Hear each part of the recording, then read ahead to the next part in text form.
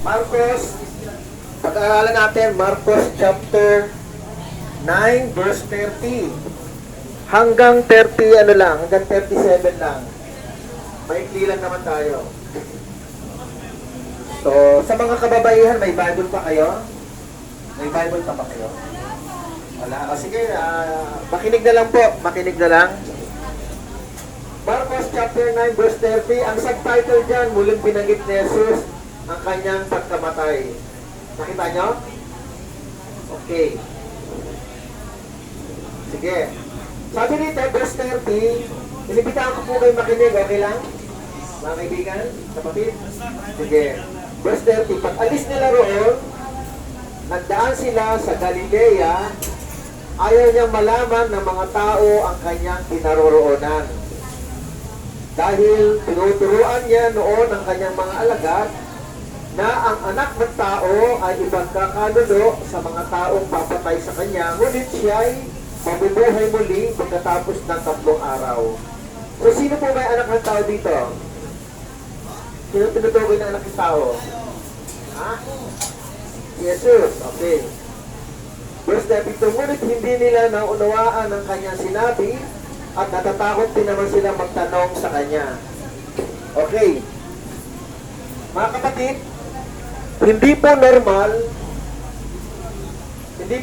lalo na sa mga panahon ni Jesus na magsabi ang isang tao na malapit na siyang mamatay. Hindi po normal yon. Tapos, sinasabi pa ni Jesus, siya po ay ipagkakanulo ng mga taong papatay sa kanya, ngunit siya ay mabubuhay muli pagkatapos ng 3 araw. Noon ang panahon, hanggang ngayon, ang mga tao lamang nagsasabi na mamamatay sila ay yung mga matatanda na, yung mga may taning na buhay. Ilang taon po ba pinakamatanda nyo dito kasama? 78. Asan po siya? Si Kuya. Okay. Ayan. Okay lang po ba? Wala. May sakit ba? Wala naman. Okay. So sa atin, ay din sa pangapanahon ni Jesus, mga kapatid, ang mga tao nagpapaalam, yung mga meron ng mantaning ang buhay. Nakakita na kayo nagpapaalam na mamamatay? Wala pa. Pero si Jesus po, mga kapatid, ang edad niya ay nasa around 33 lang, mga ganitong panahon, nung nagsasalita siya, 32 or 33 years old. Para bang hindi bagay marinig kay Jesus na siya ay ipagkakanulo, papatayin, samantalang wala naman siyang kasalanan. Tapos, sinabi niya, after 3 days, mabubuhay daw siyang magmuli. Kaya yung mga alagad, hindi nakakaunawa kung ano yung sinasabi ni Kristo. Dahil una-una, yung sinasabi ni Kristo, yung mamamatay siya sa ganung edad at ipagkakanulo siya, ibig sabihin, parang walang indikasyon na mangyayari sa kanya yon. Dahil una-una, wala naman siyang kasalanan. Buti sana kung si Kristo ay pumapatay ng tao, buti sana kung si Kristo ay nagnanakaw, buti sana kung si Kristo ay gumagawa ng kasalanan, maaari may magsabi sa kanya, may magsumbong sa kanya. Tama ba yon?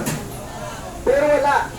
Kaya wala siyang naipapakitang katibayan na hindi pa kayang paniwalaan ng mga alagad. Pangalawa, yung edad niya at una-una, wala rin siyang sakit para sabihin yon. At sigit sa lahat, ang hindi maintindihan dito ng mga alagad niya, yun muli siya mabubuhay. Noong panahon ni Jesus, mga kapatid, noong panahon ni Jesus, ang kilala lang na history na may binuhay ng mga patay ay si Prophet Elijah. Si Prophet Elijah ay bumuhay ng isang bata, anak ng biyuda. Kaya yun lamang ang mga merong tinatawag na kasaysayan na merong pinuhay. Pero matagal na po yung panahon ni Prophet Elijah sa pagitan ni Jesus. Tumigit ko lang, nasa ano po yun, mga 800 to 700 years ang agwat ni Prophet Elijah kay Jesus. Malayo. Kaya yung sinasabing muling magbubuhay si Jesus, sinasabi rito na mukhang hindi yata naiintindihan. at hindi naunawaan ng kanyang mga alagad. Sapagkat noong unang panahon ng mga Hudyo, meron silang salita na ginagamit na bawal magsalita ng mga, uy, mamamatay na ako, ikaw na matama na, o ikaw na, parang pangit sa kanilang pakinggan yung nagpapaalam ka, lalo na wala ka namang sakit, at ikaw ay matapa. Hindi bagay sabihin yon. Kaya si Jesus, hindi yun naunawaan ng mga alagad. Okay, verse 33. Diyan kayo? Verse 33. Dumating sila sa Capernaum nang sila'y nasa bahay na. Tinanong ni Jesus ang kanyang mga alagad, ano ang pinagtatalunan ninyo sa daan? Sabi ni Jesus. Hindi sila makasagot sapagkat ang pinagtatalunan nila kung sino sa kanila ang nakalagay dyan, dakila. Kung sino sa kanila pinakadakila. Nagtatalo-talo yung mga alagad. Parang pinagmamayabang ng mga alagad kung sino sa kanila yung dakila, yung marangal. Verse 35, naupo si Jesus, tinawag ang 12 at sinabi sa kanila, ang sino man nagnanais maging una ay dapat maging huli sa lahat at maging lingkod ng lahat. Tinawag niya ang isang bata at pinatayo sa gitna nila. Pagkatapos, pinalog niya ito at sinabi sa kanyang mga alagad, ang sino mang tumatanggap sa isang batang tulad nito, alang-alang sa aking pangalan, sa pangalan ng Panginoong Hesus, alang-alang sa kanya, ay ako ang tinatanggap. At ang sino man tumatanggap sa akin, ay hindi lamang ako ang kanyang tinatanggap, kundi pati na rin ang nagsugo sa akin. Sino nagsugo kay Jesus? Ang Ama, ang kanyang anak. Ama, siya ay bugtong na anak. Okay, balikan lang natin yung verse 30-32. Yung sinasabi ni Jesus na kamatayan niya, alam natin ang istorya nun, di ba? Sino nagsabi mo sa kanya? Si Judas. Tapos siya ay namatay, tapos siya ay muling nabuhay. Amen? Tapos na po ito, nangyari na po ito. Humigit kumulang 2,000 taon na. Anong year na ba ngayon? Ano yun na ngayon? 26. Okay. Ang tawag dito ay Year of the Lord, 2026. Kung si Jesus po, namatay siya edad 33, kasi nabinyagan siya edad 30. Kung namatay si Jesus edad 30, sabi sabihin, pagdating ng 2030, anniversary ng kanyang bautismo, tama? Pagdating ng 2033, anniversary ng kanyang kamatayan. Nakukuha nyo? So malapit na yun. Magka-2,000 taon na. Buhay pa kaya tayo nun? 2033? Buhay pa. Oh, okay. Ano lang ba ngayon? 26. O ilang taon lang? Okay, 33. 7 years pa. Pagdating ng 7 years, 2033, kumigit kumulang, ay anniversary ng kanyang kamatayan at muling pagkabuhay. Ilang taon na? 2,000 years anniversary. Nakukuha niyo taon? Kasi 2026 ngayon. Okay, sige. Tuloy lang natin. So tapos na ito, ginugumita lang natin. Alam niyo po, meron po bang nagmimisa dito, nagko-communion? Wala, no? Dati ginawa na namin dito yon. Na tuwing may communion, ginugunita yung kamatayan ni Jesus at ang kanyang pagkabuhay. Kung kayo magsisimba sa church ninyo, meron din communion. Ginugunita yun. Okay, so sa madaling salita, tapos na ito. Tapos, verse 33 to 38, 38 ba, 37, nagtatalo-talo yung mga alagad. Parang nagpapayabangan sila. Sino pa ang dakila?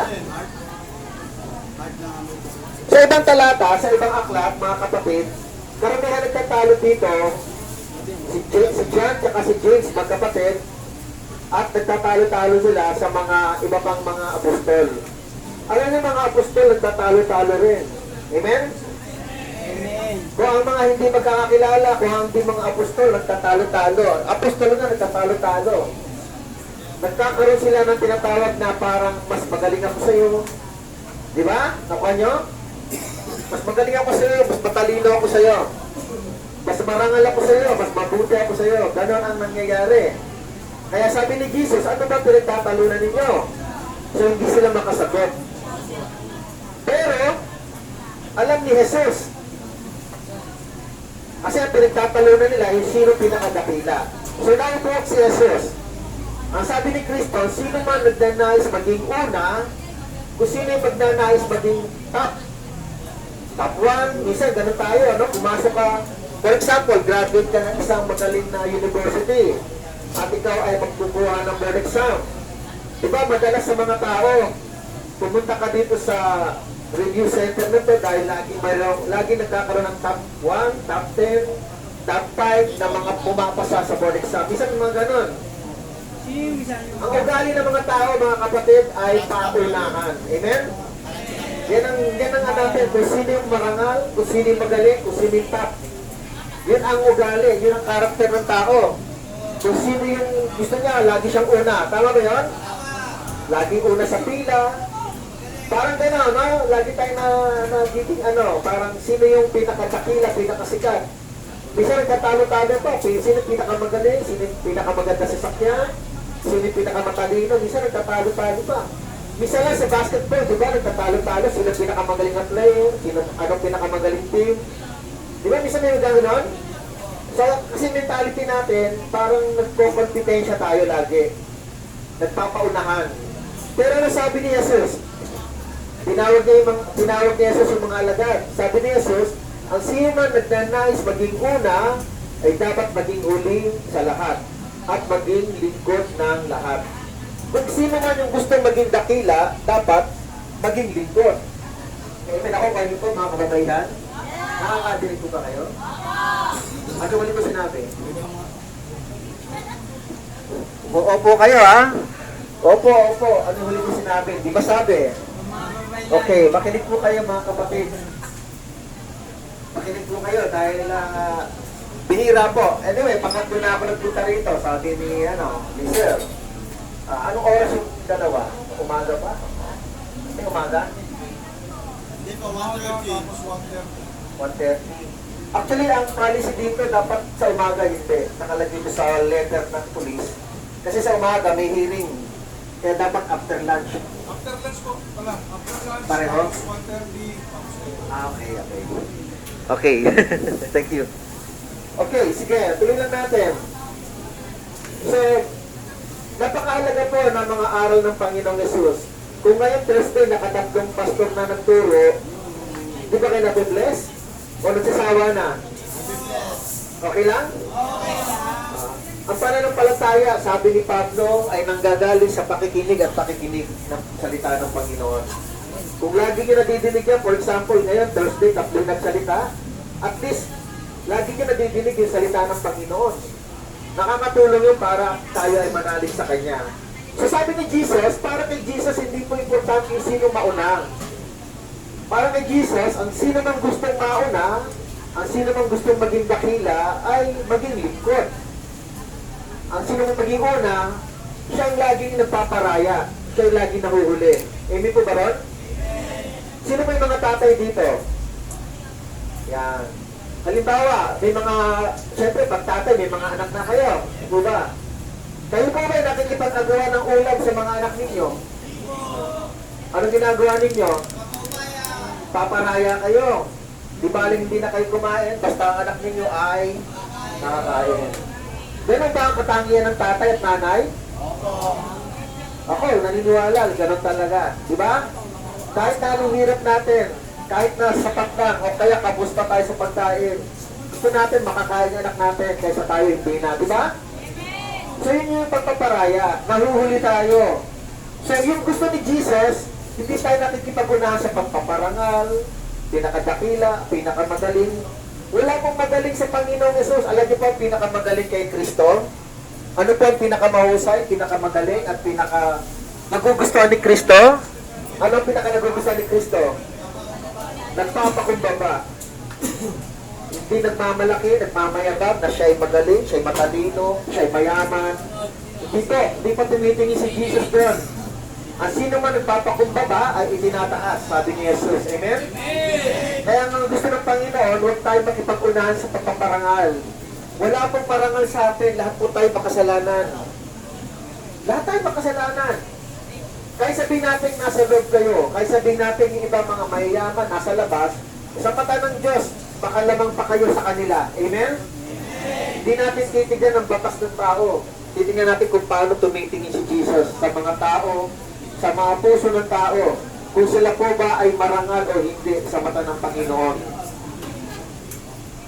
Pagdating ng pagbuko, malay natin, baka kayo pang mauna sa langit kaysa kanila. Amen?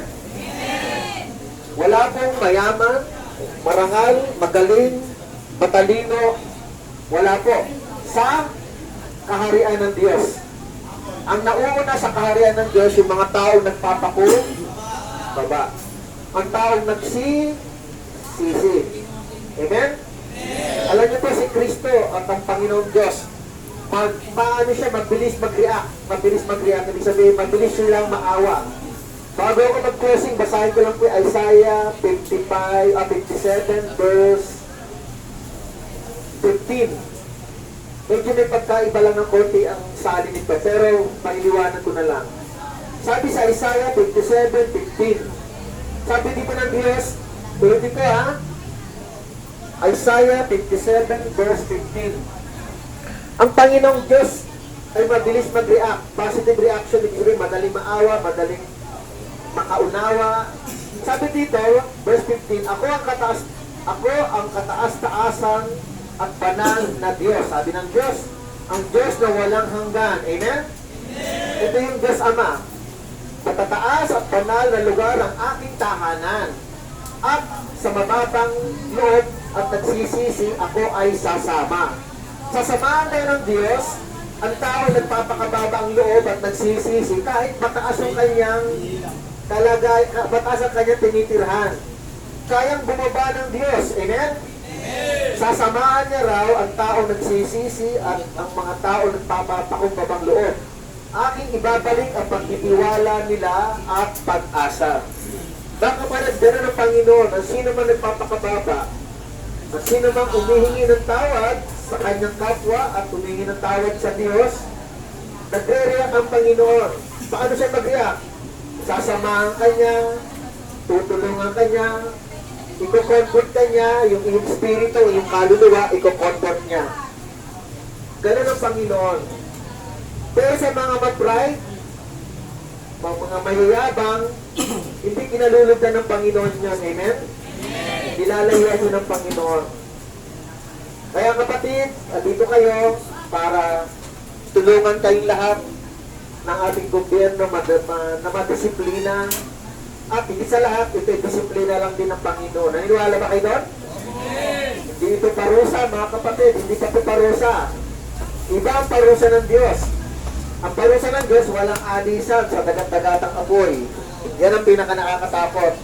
Kung dito nabubuhay ka na 80 years old, kung dito nabubuhay ka na 90 years old, dun sa dagat-dagatang apoy, kahit milyong edad, hindi ka namamatay. Nahihirapan ka habang nabubuhay ka doon. Ang kaluluwa ng tao ay nahihirapan doon. Nasusunog pero hindi nauubos. Nakakita na kayo nun? Nasusunog pero hindi nauubos. Dahil yun ay ang mga tinatawag na divine fire, parusa ng Diyos. Yun ay wrath of God, galit ng Panginoon. Ayaw ni Lord, papunta tayo doon. Amen? Kaya nga tayo tinuturuan ni Jesus. Ang nagpakababa ay itataas at ang nagmamakataas ay ibababa. Tinuturuan din ng Panginoon yung mga alagad. Kung sino yung gustong maging dakila, siya ang maging lingkod. Kung sino yung gustong mauna, siya ang mahuhuli. Kaya ang Panginoon, tumitingin siya sa puso natin na tayo dapat magpakumbaba at nagsisisi sa mga nagawang kasalanan. Kayo po ba nagsisisi na? Alam niyo po ang kasalanan natin, hindi lang yung kasalanan ninyo kung paano kayo naipasok dito. Lahat tayo ay mayroong nakalistang kasalanan sa Diyos. Bukod pa yung mga naging sanhi ng pagkakapunta natin dyan. Naniniwala ba kayo, Lord?